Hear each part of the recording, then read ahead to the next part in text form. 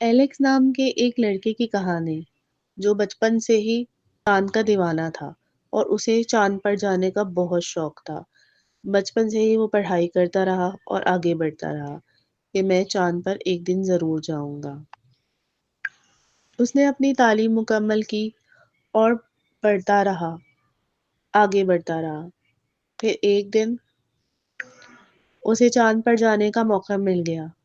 वो चांद पर गया, चांद की खूबसूरती देखी और जब चांद को अंदर से देखा तो हैरान रह गया कि वहाँ इंसानी ज़िंदगी गुजारना कितना मुश्किल है। कई सालों के सफ़र के बाद वो चांद पर बहुत मुश्किलों से पहुंच पाया था, तो वहाँ कुछ टाइम रुकना चाहता था, चीज़ों को देखना चाहता था, समझना चाहता था। वो अपना कुछ टाइम का सामान, ज़रूरियात ज़िंदगी का वहाँ लेकर पहुंचा और वहाँ बहुत अच्छा वक्त गुजारा, चीज़ों को देखा।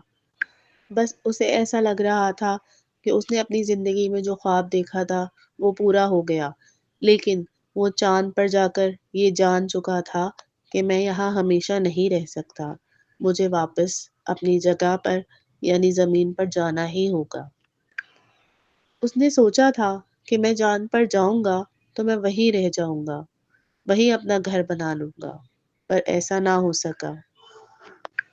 बस उसका ख्वाब पूरा हो चुका था। फिर उसके बाद उसने ज़मीन पर वापसी का सफ़र किया और फिर बहुत लंबा सफ़र करके वो वापस ज़मीन पर पहुंचा।